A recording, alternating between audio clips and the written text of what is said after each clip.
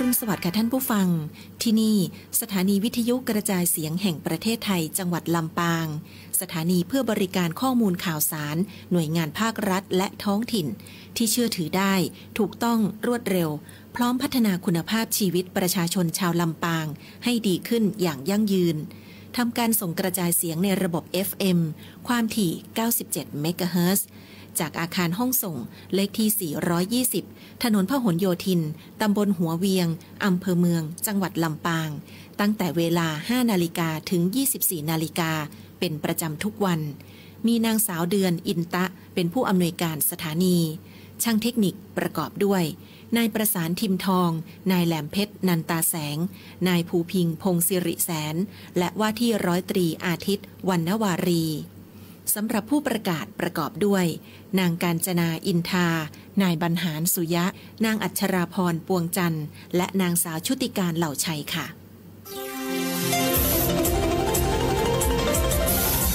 วิทยุแห่งประเทศไทยให้ความรู้คู่ความสุข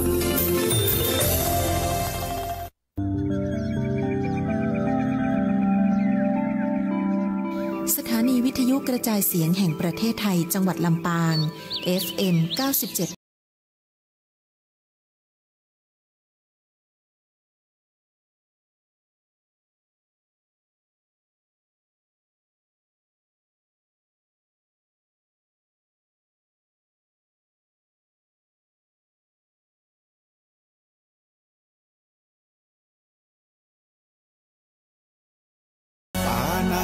ปาตาเวรมณีอทินนาทานาเวรมณีกาเมมุสาสุราเม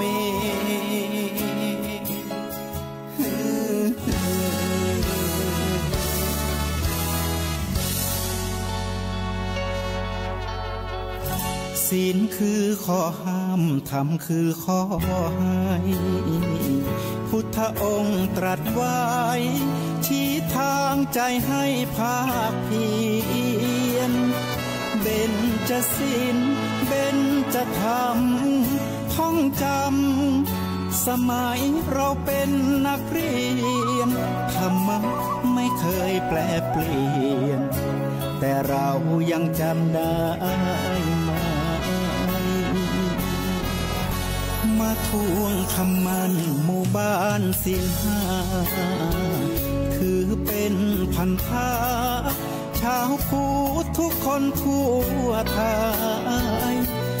สำนักพุทธขับเคลื่อนธรรมจุดเทียน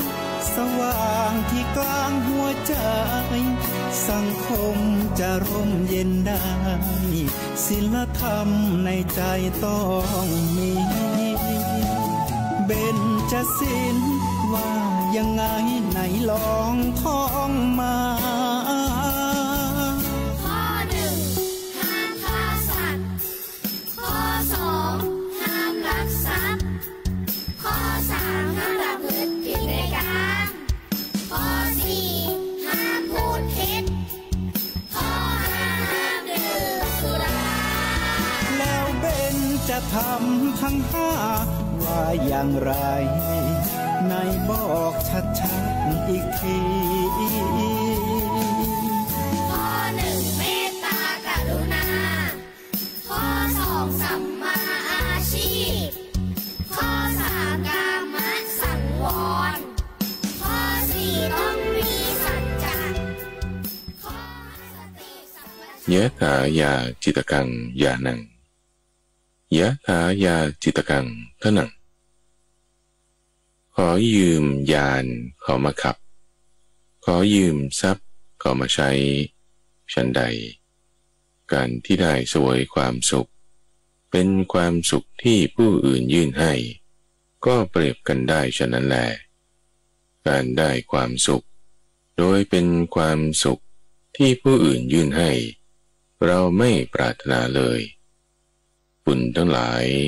อันเราทำเองแล้วนั้นย่อมเป็นทรัพย์อันตามติดตัวเราไปได้ เราไปในหมู่มนุษย์แล้วจะได้ทำกุศลให้มากที่บุคคลกระทำแล้วได้รับความสุขและไม่ต้องการเดือดร้อนในภายหลังด้วยทานด้วยการประพฤติสม่ำเสมอด้วยการสำรวมด้วยการฝึกตนในเวลาเป็นยามสุดท้ายแห่งราตรีเมื่อท่านผู้ฟังมีสติสัมปชัญญะรู้สึกตัวขึ้นแล้วก็มาทำจิตให้มีความสงบให้มีความระงับให้มีความเป็นอารมณ์เดียวในรายการธรรมรับอรุณโดยมูลนิธิปัญญาภาวนากับพระมหาไพบูลย์อาภีปุณโญเรามาเริ่มด้วยการสังเกตลมหายใจของเรากันซะก่อนท่านผู้ฟังลมหายใจที่ผ่านเข้าผ่านออกอย่างเป็นธรรมดาอย่าให้ใจทิ้งอย่าให้ใจให้มันออกเข้าเฉยๆแต่ทำลมหายใจของเราให้เป็นบุญให้เป็นกุศลให้เป็นความสุขให้เป็นความสงบให้เกิดประโยชน์ได้ถ้าลมหายใจที่ออกที่เข้าของเราทุกครั้งเนี่ยท่านผู้ฟังเราใกล้ความตายเข้าไปทุกครั้งเลยนะเพราะว่าเวลาลมหายใจเข้าครั้งหนึ่งเป็นการเพิ่มออกซิเจนเพิ่มการสันดาปเพิ่มการเผาไหม้ในร่างกายของเราการเผาไหม้นั่นก็คือธาตุไฟนั่นเองไฟที่ยังกายให้ทรุดโทรมไฟ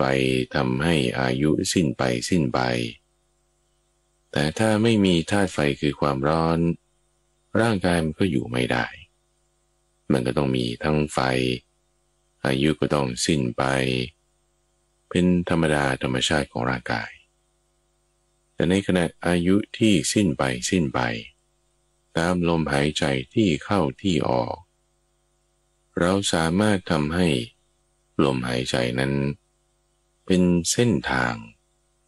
เป็นแนวทางเป็นจุดที่จะก้าวต่อไปสู่ความไม่ตายได้ท่านผู้ฟังโดยเราเริ่มจากการตั้งสติของเราขึ้นตั้งสติไว้อยู่กับลมหายใจโดยไม่ต้องบังคับลมไม่ต้องตามลมแต่ให้รู้ลมอยู่ณที่ตำแหน่งเดียวลองหายใจลึกสัก 2-3 ครั้งลองหายใจแรงๆสักครั้ง2 ครั้งรับรู้สัมผัสของลมได้ณที่ตำแหน่งไหน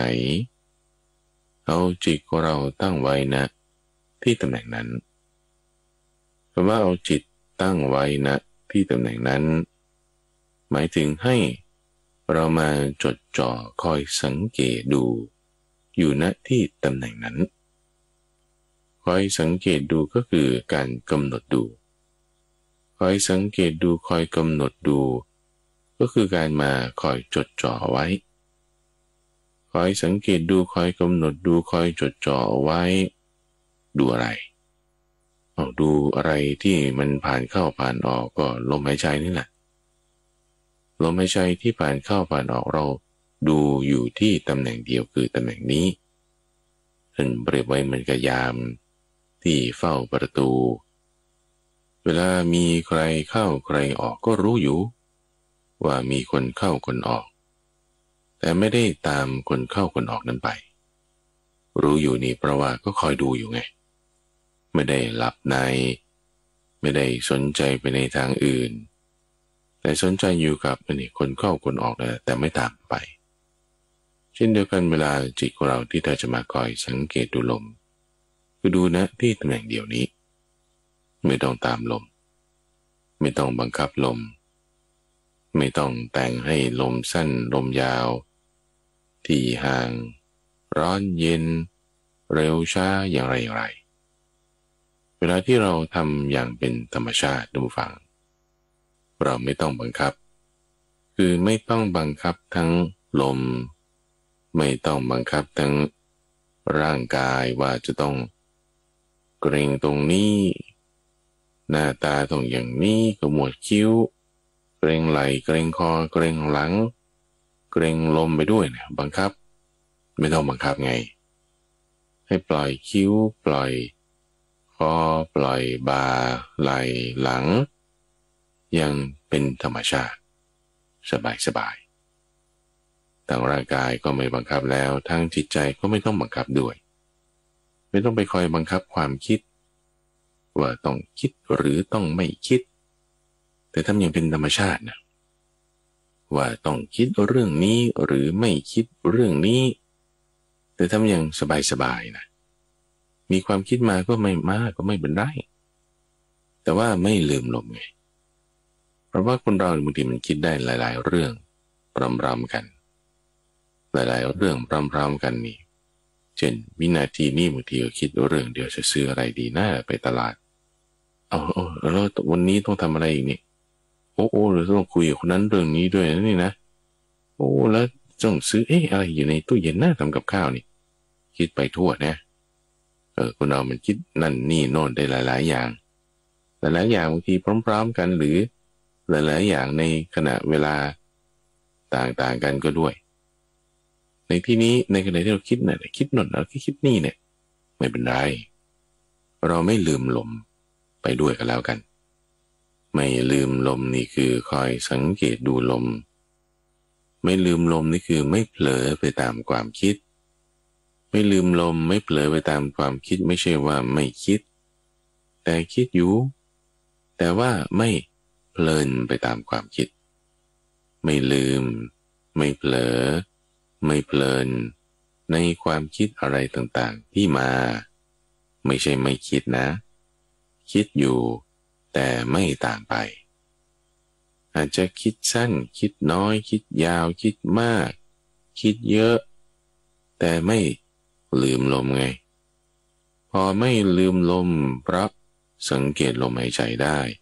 แม้จะคิดเยอะก็ตามนะคิดเยอะเลยเยอะเรื่องด้วยเยอะแบบยาวด้วยเยอะแบบมากด้วยทั้งเรื่องก็เยอะคิดก็นานแล้วเรื่องนี้ก็ใหญ่ด้วยนะแต่ถ้าในขณะที่คิดนั่นน่ะคุณไม่ลืมลมหายใจไม่ลืมลมหายใจก็คือไม่เพลินไปตามความคิดนั้น 100%จะมีส่วนใดส่วนหนึ่งของจิตใจเราบ้างที่ยังกำหนดอยู่กับลมยังกำหนดอยู่กับลมยังกำหนดอยู่กับลมซ้ำ3 ครั้งซ้ำแล้วซ้ำอีกทำแล้วทำอีกนี่ซ้ำๆไปทำไมมันสับหมูไงท่านฟังลมหายใจแล้วเราหายใจเข้าซ้ำๆไปทำไมล่ะก็ร่างกายมันจะได้อยู่ได้สติเราตั้งซ้ำๆมันมีกำลังขึ้นมาคนออกกำลังนี่เวลาเขาต้องใช้แรงมากๆใช้กำลังเยอะๆเขาก็หายใจเข้าหายใจออกทีๆขึ้นแรงขึ้นคือมันเยอะไงต้องใช้อากาศเยอะทั้งเรื่องเวลาเยอะทั้งเรื่องความเร็วเยอะทั้งเรื่องความหนาแน่นแล้วเรามีความคิดเยอะๆมาอย่างน้อยไม่เพลินไปตามความคิดนั้น 100%แต่พอกำหนดตั้งไว้อยู่กับลมหายใจพอดีพอได้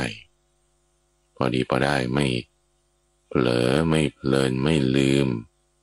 ความไม่เผลอไม่เพลินไม่ลืมไม่หลงไปนั่นคือสติเลยท่านผู้ฟัง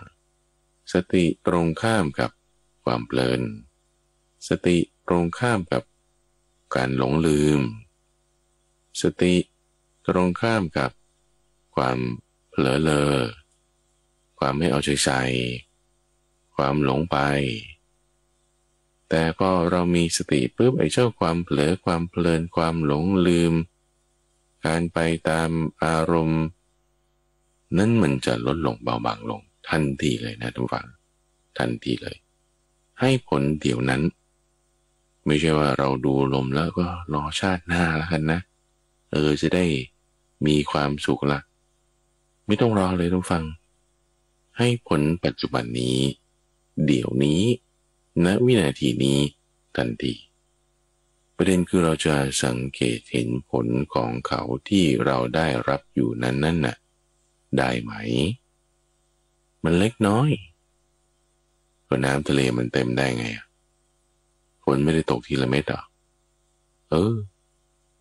ฝนก็ตกทีละเม็ดละเม็ดเม็ดหนึ่งก็ใหญ่ไม่เกินหัวแม่โป้งนี่แหละบางทีก็เม็ดเล็กๆเป็นฝอยเป็นละอองด้วยซ้ำแต่ว่าตกมาแล้วนี่ตกไม่หยุดไงต่อเนื่องยาวนานทำลำห้วยทำซอกเขาซอกผาน้ำเต็มขึ้นมาแล้วบึงน้อยบึงใหญ่กับน้ำเต็มขึ้นมาอีก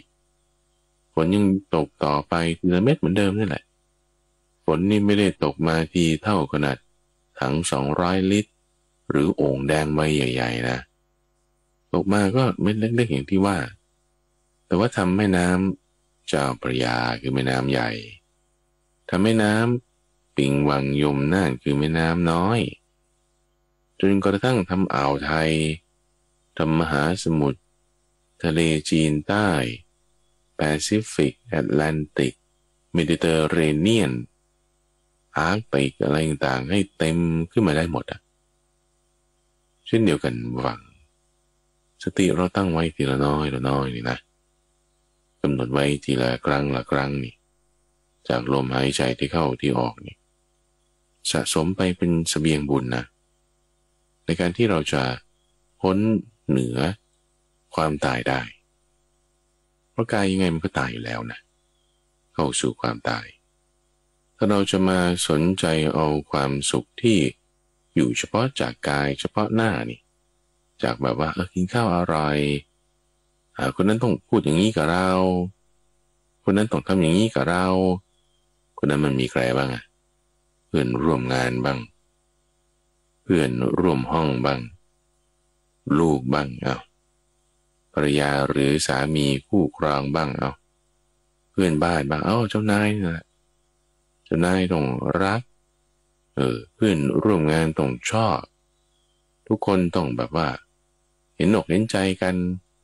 คอยคิดคอยเอาใจใส่กันแล้วถ้าบอกว่าจะรอหาเอาความสุขจากคนอื่นนี่นะท่านผู้ฟังซึ่งเปรียบเหมือนกับว่าเรายืมรถเขามาขับยืมเงินเขามาใช้เวลายืมเงินคนอื่นเขามาใช้นี่คุณต้องคืนนะเวลายืมรถเขามาขับนี่มันก็ต้องเอาไปส่งเขานะไม่ใช่ว่าเอามาใช้ได้ตลอดการช้านานนะถึงเวลามันต้องคืนเวลานั้นไม่รู้ตอนไหนล่ะมันอยู่ที่ว่าเงื่อนไขการยืมการใช้งานกันต้องตกลงกันบางคนบอกเอาไปเลยนี่คือเขาให้ไงใช่ไหมต่อให้ว่าให้แบบว่าให้เลยนะก็ต้องรอคนอื่นเขาให้อยู่ดีอันนี้พระโพธิสัตว์ท่านผู้ฟังเปรียบเทียบเอาไว้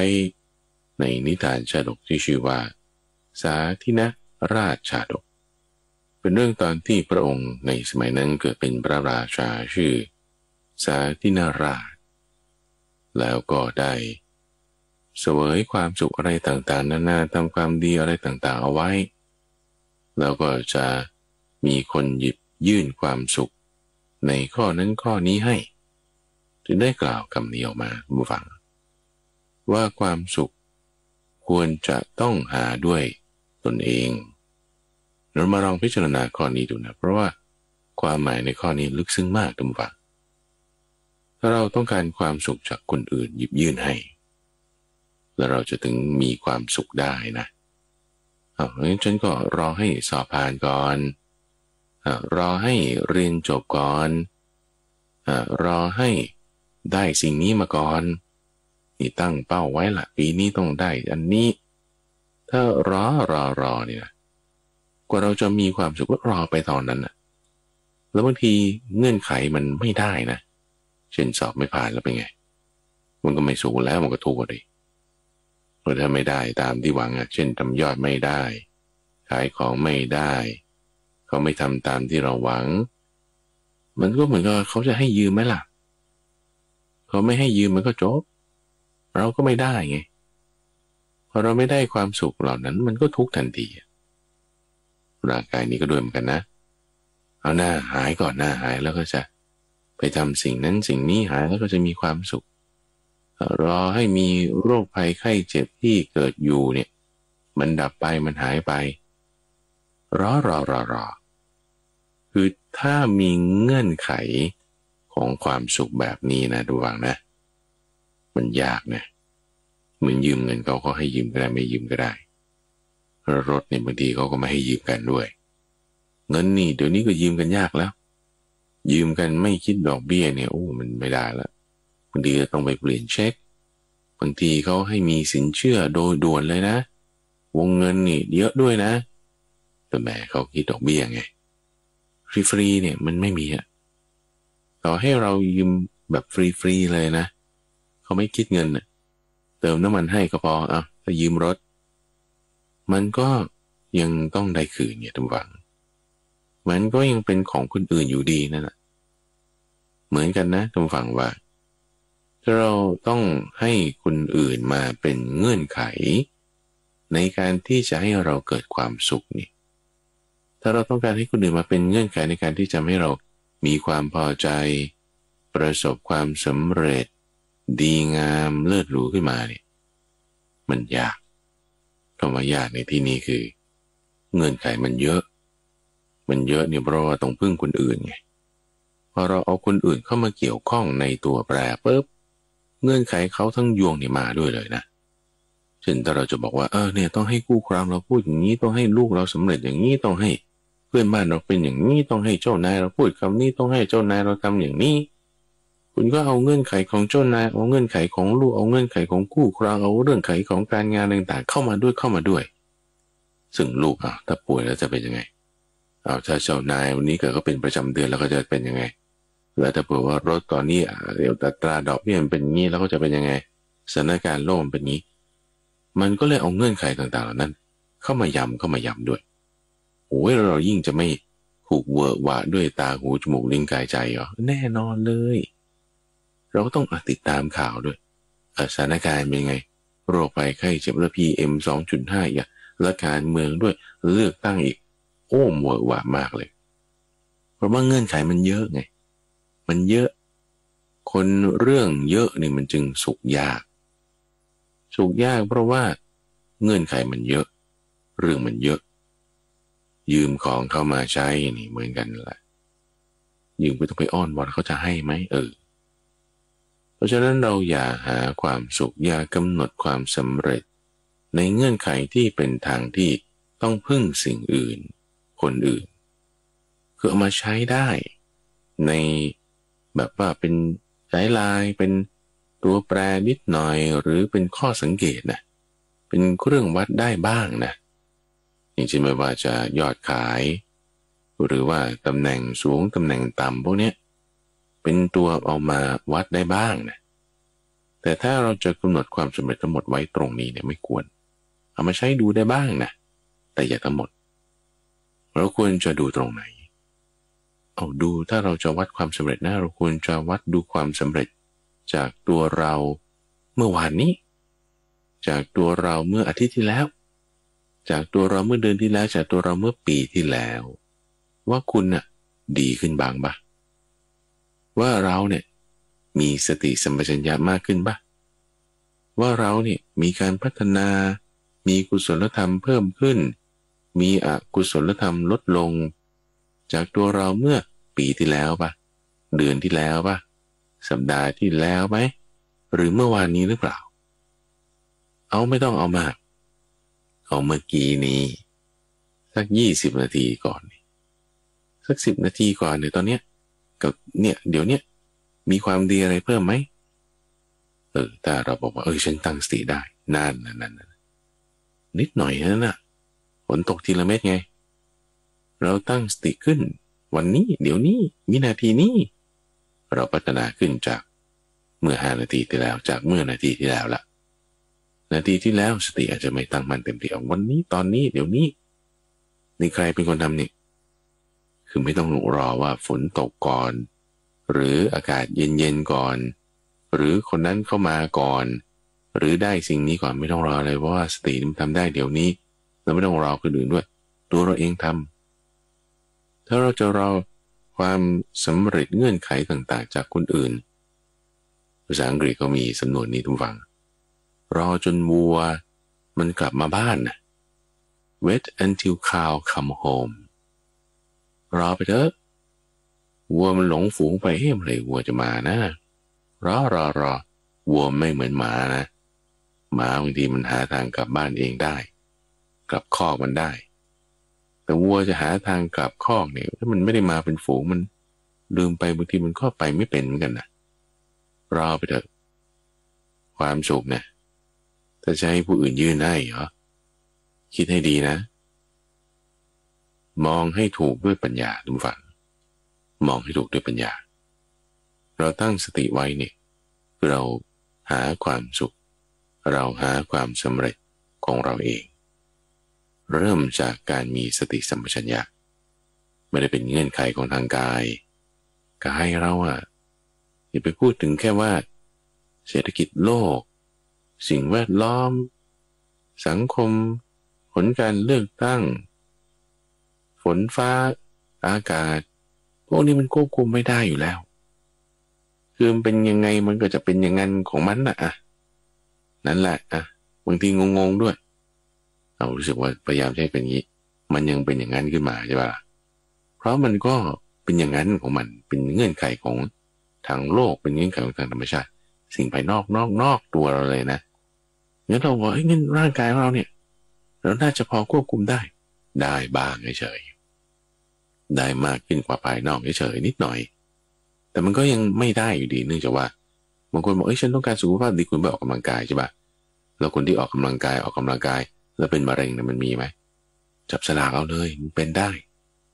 แล้วคนที่แบบรักษาสุขภาพดีเจออุบัติเหตุไหมบางทีก็เป็นได้เจออุบัติเหตุแล้วก็ร่างกายแบบนี้ไม่เหมือนเก่านะหรือบางคนข้าพเจ้าเคยเจออายุ60กว่าด้วยแต่กล้ามยังเป็นมัดอยู่มาวันหนึ่งเกิดเป็นสโตรกขึ้นเป็นอัมพฤกษ์ไปเลยครึ่งซีกกล้ามเนื้ออะไรที่เคยสร้างไว้ฟอหมดเลยเราไปออกกำลังกายได้ไม่เหมือนเก่ามันเป็นอย่างนั้นทุกฝั่งแม้แต่ร่างกายของเราเนี่ยที่สำหรับบางคนยังสั่งได้นี่สั่งให้ลุกมันก็ลุกได้เลยสั่งให้ย่อมันก็ย่อนั่งได้เลยแต่ถ้าคนที่แบบว่าไม่ต้อง60แล้วเอาแค่ว่าจะ50นี่ไม่ต้องเอาใครหรอกพระมหาไพบูลย์เนี่ยท่านฟังเดี๋ยวนี้นะบางทีลุกก็โอยนะนั่งก็โอยนะเพราะบางทีมันก็ปวดเอวบ้างปวดขาบ้างปวดคอบ้างแล้วเวลายิ่งถ้าอายุมากขึ้นไปนะมันอายุ60-70ขึ้นไปแล้วนี่เวลานั่งแล้วไม่อยากจะลุกละ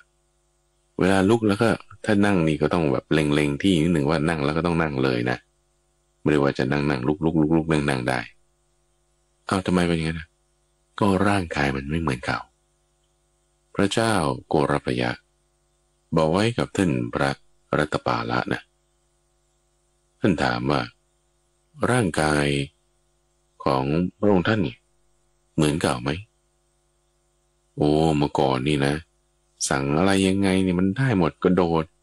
วิ่งก็เร็วกระโดดก็สูงฟันไปยังไงใช้ออกกำลังก็แรงด้วยแต่เดี๋ยวนี้นะตอนกลางคืนนี่ต้องลุกมาขึ้นมาเข้าห้องน้ำ2 ครั้ง 3 ครั้งอยากจะนอนต่อให้มันเต็มที่ไม่ได้มันปวดมือต้องไปใช่ปะแล้วก็บางทีจะก้าวไปตรงนี้มันนั้นก้าวพลาดไปอีกตรงหนึ่งเวลาจะหยิบจับสิ่งนี้ขึ้นมามันนั้นหลุดมือร่วงไปทางหนึ่งทำไมเป็นอย่างนั้นก็ร่างกายมันสั่งไม่ได้ถ้าเราคิดว่าจะสั่งให้เหมือนกับว่าต่อให้คุณเป็นพระราชาสั่งข้าราชบริพารให้ทำอันนั้นทำอันนี้แล้วข้าราชบริพารคนนั้นก็รู้ใจจริงๆเลยนะทำสิ่งนั้นหาสิ่งนี้อะไรต่างๆมาให้อย่างดีแต่ว่าทำไมสั่งร่างกายไม่ได้ก็นั่นแหละมันไม่ได้ไง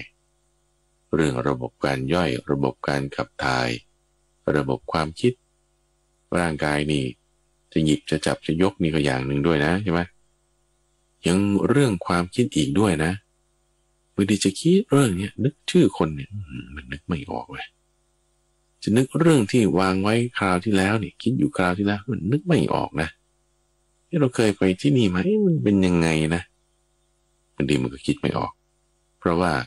ในระบบความคิดบางส่วนมันต้องใช้สมองเป็นส่วนของกายไงพอเราต้องใช้กายมาในการที่จะต้องมาคิดมานึกพอกายมันเสื่อมไปเปลี่ยนแปลงไปตามเงื่อนไขปัจจัยของมันแล้วมันก็เลยคิดไม่ออกเช่นคนที่เป็นโรคความจำเสื่อมเนี่ยนะเพราะว่าเซลล์สมองอะไรมันจะเหมือนเดิมมันก็ไม่ใช่แล้วล่ะแต่ไม่ใช่ว่าเขาจะปฏิบัติธรรมไม่ได้หรือจะกลายเป็นคนเผลอสติหลงลืมไปไม่ใช่นะเพราะว่าสติคือความระลึกได้ไม่ลืมเนี่ยเราแค่ลมเฉยๆนะถ้านึกถึงลมได้แล้วอย่างอื่นลืมหมดเลยในเช่นความจำเสื่อมหมดเลยอะเจออะไรไม่รู้เรื่องแบบช็อกซีนีมากระทบกระเทือนทางสมองอุบัติเหตุแล้วก็ตื่นมาลืมตามาลืมทุกคนเลยแต่ไม่ลืมลมนี่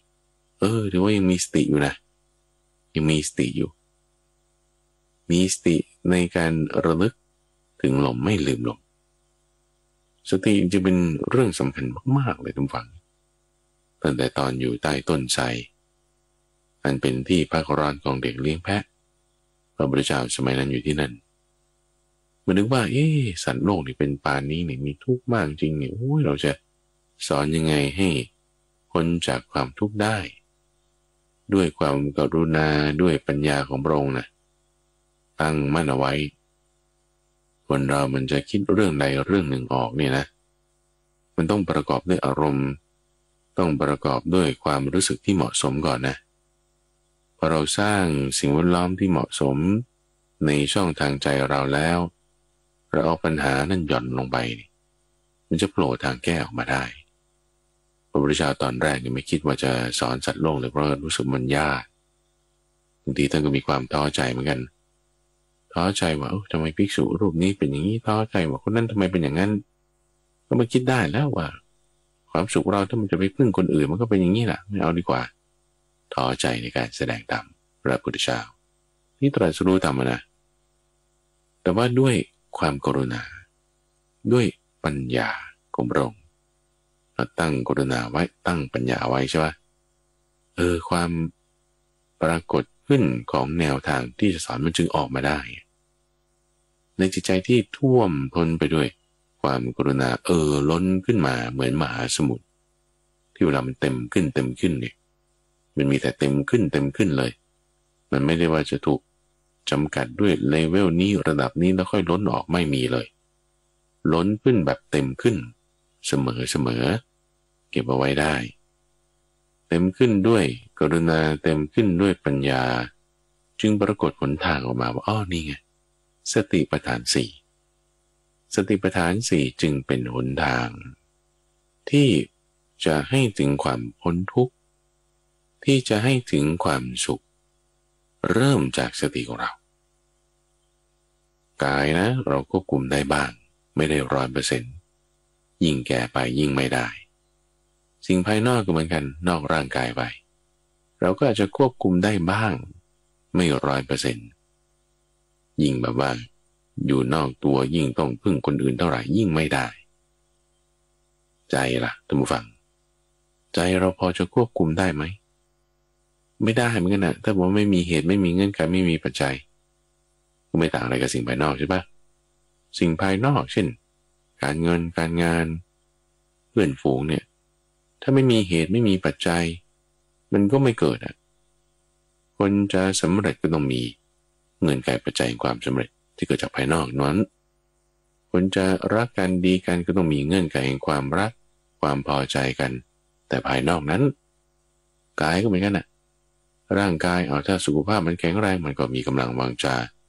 แต่เป็นโรคภัยไข้เจ็บปัจจัยนั้นหายไปจะให้ดีไม่มีแล้วมันก็เจ็บป่วยมีทุกขเวทนาทุกอย่างมันเงื่อนไขปัจจัยเหมือนกันในจิตใจเราก็เงื่อนไขปัจจัยเหมือนกันถ้าบอกว่าจิตใจของเรามันฟุ้งซ่านไม่สงบมีนิวรณ์บางทีง่วงซึมจะให้มันสงบเนี่ยมันไม่ได้มันก็ไม่เป็น คือไม่สงบใจให้มันสงบเป็นบุญเป็นสติตั้งมั่นขึ้นมาได้ก็ต้องมีเงื่อนไขของสติต้องมีเงื่อนไขของความสำเร็จต้องมีเงื่อนไขของความสงบนั้นไอ้นี่ท่านทำไมพูดอย่างนี้ก็แล้วมันจะไปต่างกันยังไงท่าน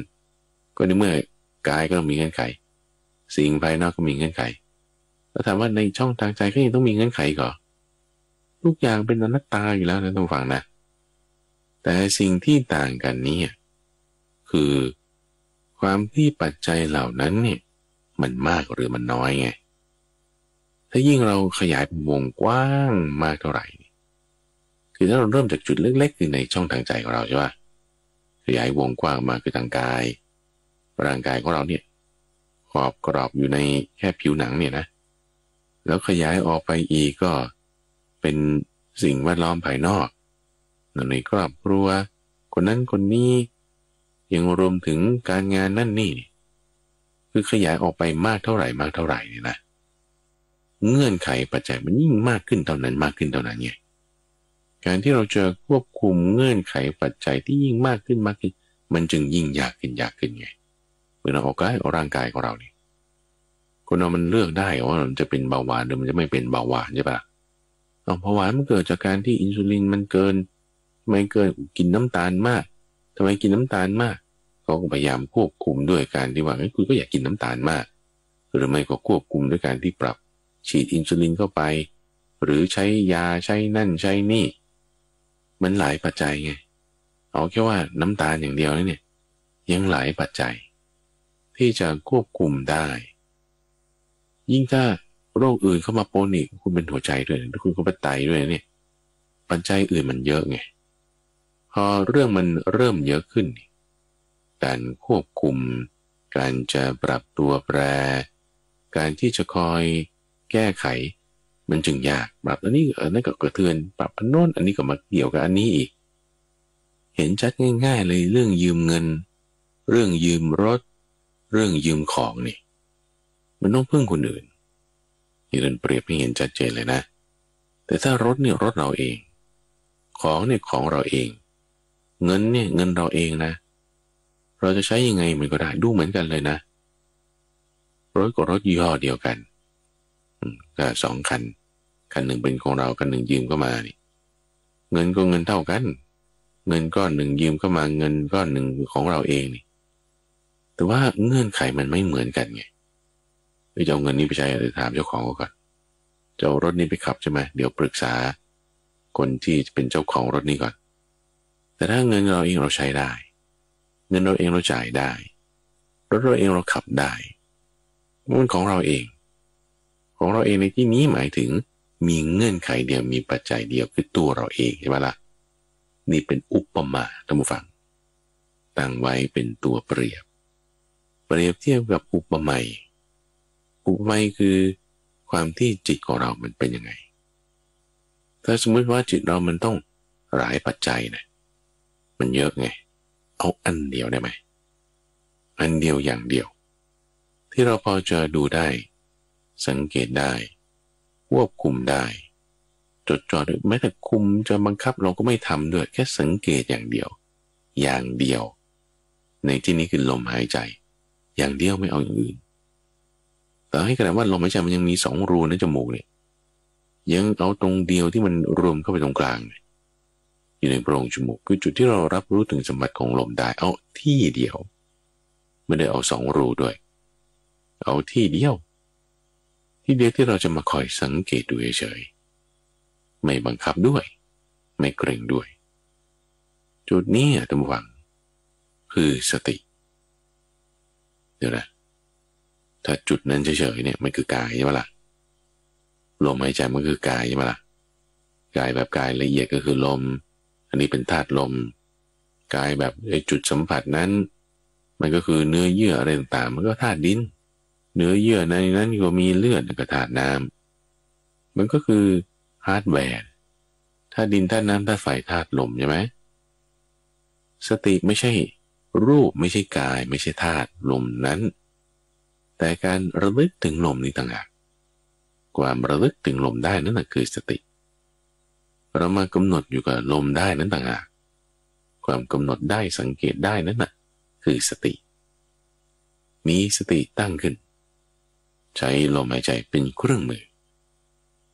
กระบวนการนี้เรียกว่าอานาปานสติถ้าเรามีสติตั้งขึ้นจากการที่เราใช้ความดีอื่นๆเช่นความดีที่เราเคยไปให้ทานบริจาคมาเราก็จะเรียกเป็นจาคานุสตินึกถึงการให้การบริจาคถ้าเราจะตั้งสติขึ้นจากการใช้ศีลเป็นเครื่องมือที่เราไปทำความดีไม่ฆ่าสัตว์ไม่ลักทรัพย์มาความระลึกถึงศีลได้นั้นก็เรียกว่าเป็นศีลานุสติถ้าเรามีสติตั้งขึ้นจากการที่เรามาคิดนึกเรื่องความดีอื่นๆต่างๆของพระพุทธเจ้าสติตั้งขึ้นนั้นก็เรียกว่ากระบวนการของพุทธานุสติถ้าคิดนึกความดีของเหล่าสาวกครูบาอาจารย์พระสงฆ์คนอื่นทำความดีอย่างนั้นอย่างนี้นั่นก็เรียกว่าสังขานุสติเราเป็นหมู่ที่ปฏิบัติดีปฏิบัติชอบนึกถึงบุคคลเหล่านั้นก็เป็นการนึกถึงพระสงฆ์เป็นหมู่อุบาสกอุบาสิกาภิกษุภิกษุณีด้วยรูปแบบมีหลายอย่างระวังที่จะให้เกิดสติขึ้นอย่างนั้นรวมกันแล้วก็เรียกว่าเป็นอนุสติ10ประการไล่มาแต่พุทธานุสติธัมมานุสติสังฆานุสติอุปัสมานุสติมรณานุสติกายคตาสติทั้งหมดหลายๆอย่างนี้เป็นเรื่องมือให้เกิดสติตั้งขึ้นได้มรณสติเราก็ดูมาแล้วใช่ไหมตอนนี้เรามาเจริญอานาปานสติคือใช้ลมหายใจเป็นเครื่องมือในการตั้งสติของเราขึ้นมีสติขึ้นหมายถึงอะไรคือหมายถึงการระลึกได้หมายถึงอะไรหมายถึงความที่เราใช้เงื่อนไขปัจจัยคือลมหายใจคือจิตของเราไม่คล้อยเคลื่อนหรือเผลอเพลินไปตามสิ่งนั้นการระลึกได้เงื่อนไขปัจจัยแบบเนี้ยคือสติเงื่อนไขของสติการกระทำตรงเนี้ยดูฟังเขาเรียกว่าเป็นความเพียรไงทำไมบอกคุณพยายามที่จะนึกถึงสิ่งที่มันดีๆใช่ไหมล่ะความดีก็เกิดขึ้นไงฉันจะไม่เพลินไปความเพลินมันลดลงใช่ไหมล่ะความเพลินเป็นอกุศลทำก็ลดลงไงการกระทำที่ให้ความดีเพิ่มความไม่ดีลดให้กุศลเพิ่มอกุศลลดเรียกว่าการทำความเพียรการทำความเพียรมีหลายรูปแบบนี่เรียกว่าเป็นการทำความเพียรในใจเป็นความเพียรทางใจอยู่ในภายในบางคนหลับตาด้วยบางคนไม่ได้ขยับกายอะไรเลยด้วยแต่เป็นความเพียรในภายในเพราะกุศลธรรมเพิ่มอกุศลธรรมลดแล้วรูปแบบนี้มันก็ได้หลายวิธีนะจะอานาปานสติจะศีลานุสติได้หมดอะไม่ว่าจะวิธีการใดๆซึ่งความเพียรพอเราดูออกภายนอกนั่นคือหมายถึงว่าถ้าเราเอาความเพียรนี้ไปใช้ในภายนอกนะเช่นร่างกายของเรางั้นฉันก็ออกกำลังกายแล้วกันเป็นความเพียรทางกายความเพียรทางกายให้ผลแน่นอนทุกฝั่งสุขภาพก็จะแข็งแรงขึ้นมาแต่นี้พอออกภายนอกปุ๊บนี่เงื่อนไขปัจจัยมันเพิ่มขึ้นไงล่ะงั้นช่วยออกไปนอกช่วยก็ทำงานให้มันดีนะใช้ความเพียรไปในการทำงานใช้ความเพียรไปในการอ่านหนังสือใช้ความเพียรในการทำประโยชน์ภายนอกหวังว่าเช่นถ้าผู้ชายไปจีบผู้หญิงนี่ทำความเพียรแน่นอนใช่ไหมล่ะเดี๋ยวเช้าถึงเย็นถึงโทรหาส่งข้อความไปนั่นนี่หรือว่าคุณทำความเพียรด้วยการงานคุณอ่านเปเปอร์นี่คุณทำงานนี่คุณเดินทางไปที่นี่ฝึกการพูดการเขียนอย่างนี้ทำงานออกมาได้ใช้เครื่องมือนั่นนี่คือความเพียรแน่นอนระหว่างที่เราใส่ลงไปทีนี้พอเราใส่ลงไปเนี่ยมันก็ถ้ามีเงื่อนไขเยอะการควบคุมเงื่อนไขเหล่านั้นบางทีเราทำได้บ้างไม่ได้บ้างมันก็มีปัญหาอย่างที่ว่าแต่พอเราใส่ความเพียรไปในจุดเดียวคือในใจของเราใช่ป่ะณที่เดียวคือจุดที่เราจะตั้งสติได้ใช่ป่ะล่ะสติมันเกิดทันทีไงเพราะมันแค่อย่างเดียวนี่กลับเข้ามาที่ในช่องทางใจนะอย่างเดียวเกิดขึ้นระลึกได้เพราะทุกอย่างมันมารวมที่ใจในที่นี้เราลมอย่างเดียวเนี่ยพุ่มเลย สติเกิดเลยเพราะอะไรนะซ้ำอีกทีนึงเพราะความเพียรพอเรามีสัมมาวายามะสัมมาสติมันก็เกิดขึ้นบุคคลผู้มีความเพียรตั้งไว้แล้วด้วยอาการอย่างนี้สิ่งที่จะหวังได้เกิดขึ้นได้นั่นคือจิตจะมีความระลึกได้ระลึกถึงสิ่งที่ทำจำคำที่พูดแล้วแม้นานได้ในที่นี้เราใช้ลมหายใจเป็นเครื่องมือระลึกถึงตั้งไว้นั่นคือสติคุณจะมาทำความเพียรได้ทำไมทำได้จะมาแบบว่าเพิ่มกุศลลดอกุศลเพิ่มกุศลในที่นี้คือเพิ่มการระลึกได้คือสติลดอกุศลในที่นี้คือลดความเพลินความพอใจ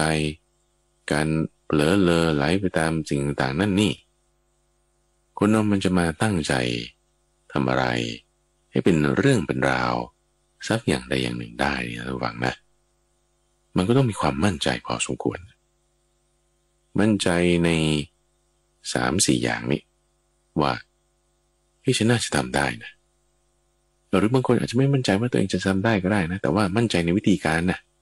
ว่าวิธีการนี้มันน่าจะเวิร์กนะมองจากมุมนี้ก็ได้แต่ก็ไม่ใช่ว่าจะไม่มั่นใจในตัวเองแต่ไม่รู้ไม่ได้คิดเลยแต่ว่าถ้าวิธีการนี้มันน่าจะเวิร์กงั้นฉันจะลองทำดูเขาก็จะลงมือทำดูความเพียรนี่คือการทำจริงแน่จริงในสิ่งนั้นที่เราคาดว่ามันต้องได้ผลนะอย่างที่ 3คือความมั่นใจว่ามันต้องได้ผลนะอย่างแรกคือความมั่นใจ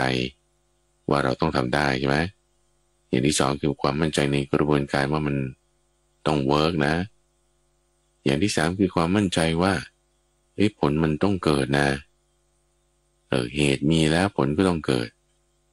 หรือจะมีความมั่นใจในคนอื่นที่เขาเคยทำมาแล้วด้วยคนนั้นเขาทำแล้วเขาเวิร์กเราก็ทำน่าจะเวิร์กเหมือนกันความมั่นใจจากการเห็นคนอื่นเขาทำแล้วเขาสำเร็จ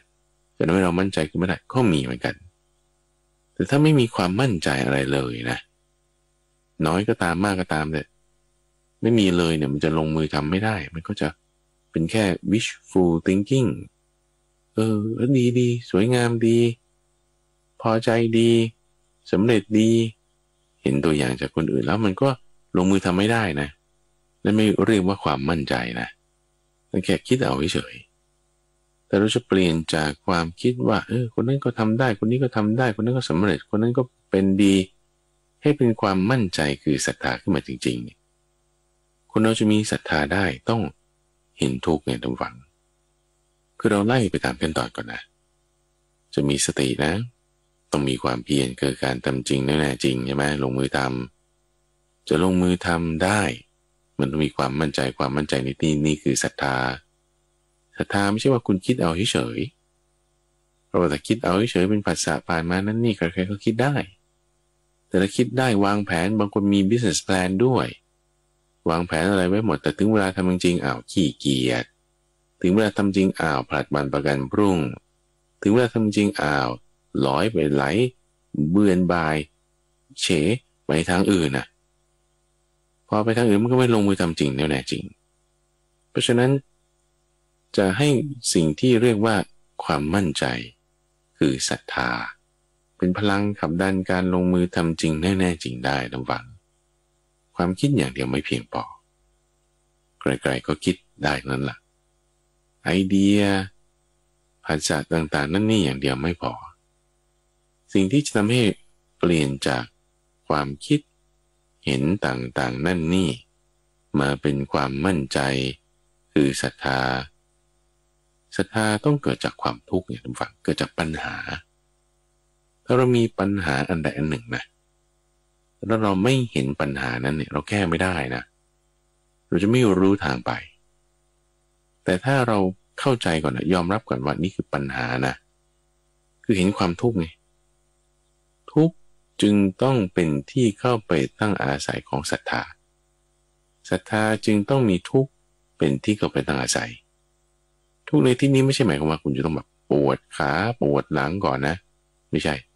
แต่เห็นทุกข์ด้วยปัญญาทุกข์เกิดจากการพลัดพรากทุกข์เกิดจากความสูญเสีย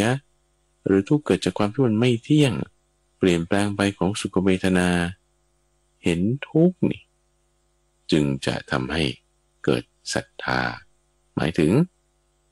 เห็นปัญหาที่อยู่เฉพาะหน้าไม่ว่าจุดใดจุดหนึ่งถ้าเราไม่เห็นปัญหาจะไม่มีแรงผลักดันให้เกิดการลงมือทำแต่เราต้องเข้าใจก่อนว่าสิ่งนี้เป็นปัญหาหมายถึงเป็นความทุกข์หมายถึงเป็นสิ่งที่เราต้องมาแก้มาทำมาปรับมาทำการปรุงมาทำการลงมือทำนะแล้วถ้าคิดเฉยๆมันไม่ลงมือทำเขาไม่ได้ศรัทธานะศรัทธาจึงต้องประกอบด้วยการลงมือทำจริงแน่ๆจริงด้วยนั่นคือความเพียรศรัทธาจริงๆจะทำให้เกิดความเพียรท่านผู้ฟังก็มีศรัทธาไงโดยท่านผู้ฟังที่ฟังรายการธรรมะรับอรุณมาเป็นประจำฟังแล้วเข้าใจดีฟังแล้วมีปัญญานั่นมีศรัทธานะเกิดความรู้เกิดความเข้าใจด้วยปัญญาใช่ไหมล่ะปัญญานั่นแหละสนับสนุนเป็นศรัทธาปัญญานั่นแหละที่เป็นตัวให้เกิดความมั่นใจทำไมปัญญาให้เกิดความมั่นใจได้เพราะว่าเวลาเราตั้งสติไว้ใช่ไหมล่ะตั้งสติไว้ความที่จิตมันจะวนไปเพลินไปตามสิ่งต่างมันจะลดลงอย่างที่ว่าพอสติมีกำลังมากขึ้นเปอร์เซนเทจของไอ้ความเพลินความเผลอความลืมไปก็ลดลงไอ้ขาที่มันกำลังลงนี่เราจะสังเกตได้ด้วยความที่จิตของเราเริ่มจะเป็นอารมณ์เดียวเพราะมันระงับลงความที่ในช่องทางใจมีความระงับลงจิตเริ่มเป็นอารมณ์เดียวสิ่งนี้เรียกว่าเป็นสมาธิมีสติและสมาธิมันก็จะเกิดไงพอมีสมาธิเกิดเนี่ยสังเกตดูมีสมาธิเกิดแล้วสมาธิเป็นอย่างนี้สติเป็นอย่างนี้เข้าใจแล้วแล้วความเพียรศรัทธาเป็นอย่างนี้คิดอย่างอื่นเป็นมาตั้งนานพยายามจะไปควบคุมภายนอกนั้นนี่ตอนนี้เข้าใจแล้วอะไรเกิดปัญญาเกิดไงปัญญาก็เป็นเหตุเป็นผลเหมือนกันนะสมาธิเป็นผลของสติเป็นผลของความเพียรเป็นผลของศรัทธาคือความมั่นใจความลงใจ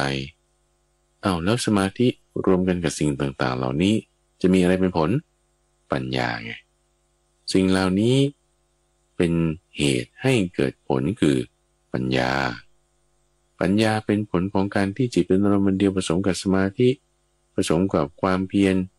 ผสมกันแล้วเกิดปัญญาก็มีเหตุมีปัจจัยมีเงื่อนไขของมันเหมือนกันปัญญาเนี่ยบางทีมันจึงเกิดยากเพราะมันต้องอาศัยหลายเงื่อนไขหลายปัจจัยไงทั้งนี้ทั้งนั้นมันก็อยู่ในช่องทางใจเราเหมือนกันน่ะจะเกิดปัญญาได้ต้องอาศัยสมาธิจะเกิดได้ต้องอาศัยสติจะเกิดได้ก็อาศัยลมหายใจอันเดียวลมหายใจอย่างเดียวโอเคทำยังไงให้มันเป็นสมาธิขึ้นมาก็ต้องมีกำลังใช่ไหมล่ะสมาธิเป็นก้อนหนึ่งขึ้นมาแล้วมันก็จึงกลายเป็น2-3เงื่อนไขแล้วเนี่ยปัญญาจริงๆบางทีมันจึงเกิดยากในบางครั้งบางคราวแต่สำหรับคนที่ชำนาญแล้วฝึกทำมาดีแล้วการควบคุมปัจจัย 2-3 อย่างในช่องทางใจของตัวเองมันยังง่ายมันยังดีมันยังได้เปรียบเทียบว่าคุณต้องไปขอยืมเงินเขาขอยืมรถเขาต้องรอเศรษฐกิจดีต้องรออัตราแลกเปลี่ยนต้องรอเรื่องสุขภาพรอยาหมอมันก็ยังเป็นภายใน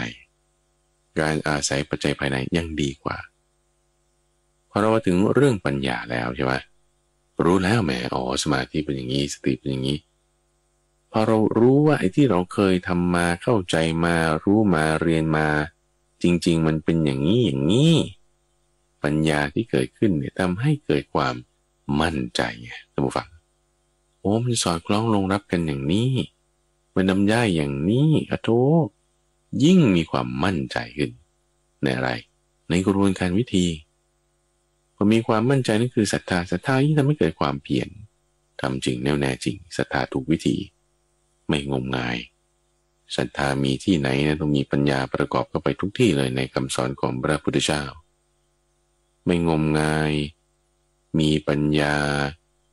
ศรัทธาคือความมั่นใจนั้นก็ขับเคลื่อนให้เกิดการลงมือทำจริงแน่จริงคือวิริยะ ลงมือทำจริงแน่ๆจริงสติยังไงเราได้แน่นอนสติก็มีกำลังมากขึ้น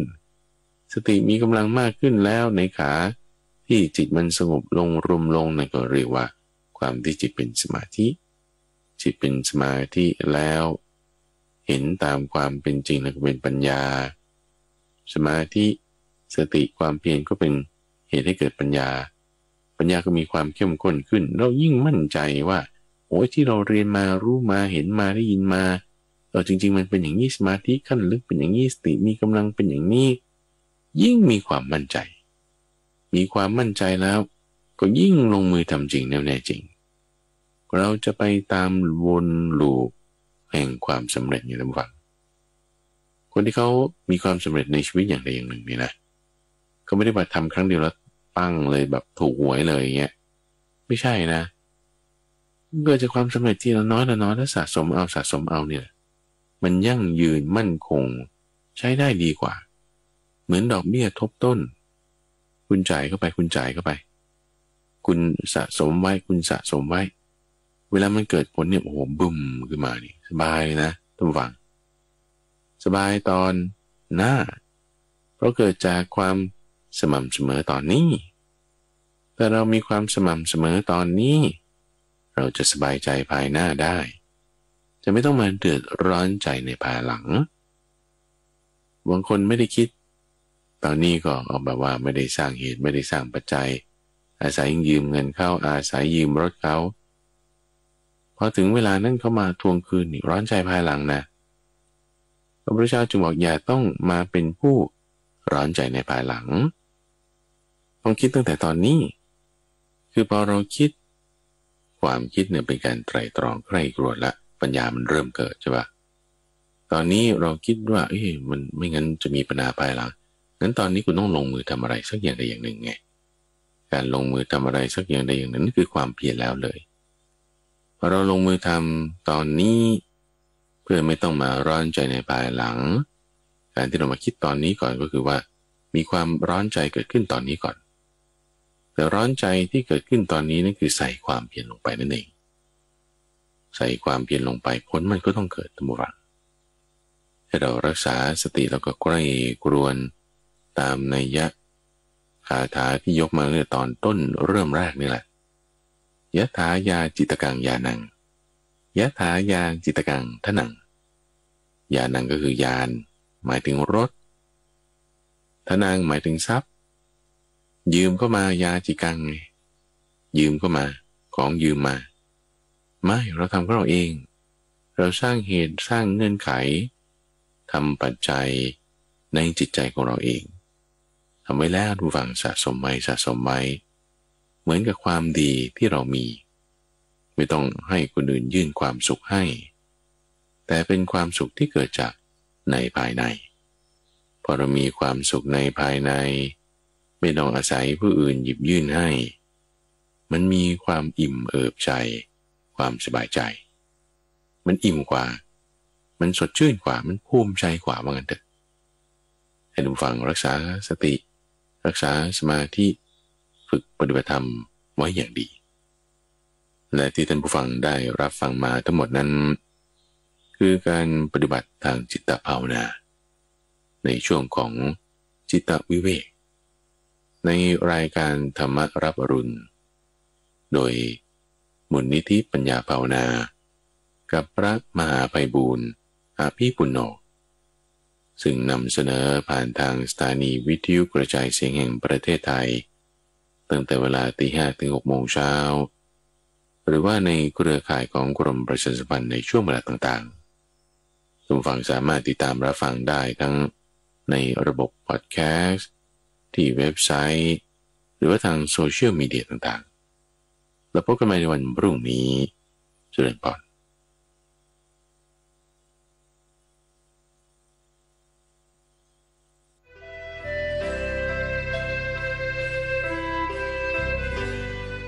ติดตามรับฟังรายการธรรมรับอรุณได้เป็นประจำทุกวัน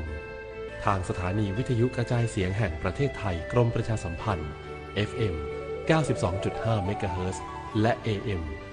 891 กิโลเฮิรตซ์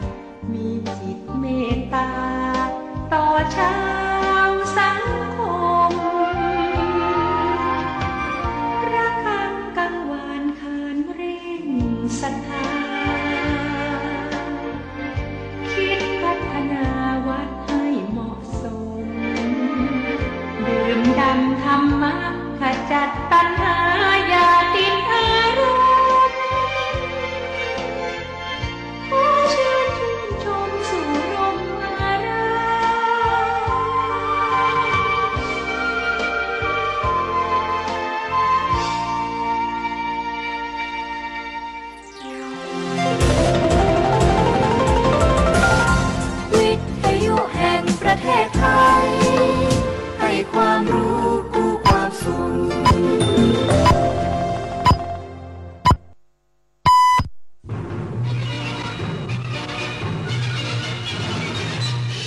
สถานีวิทยุกระจายเสียงแห่งประเทศ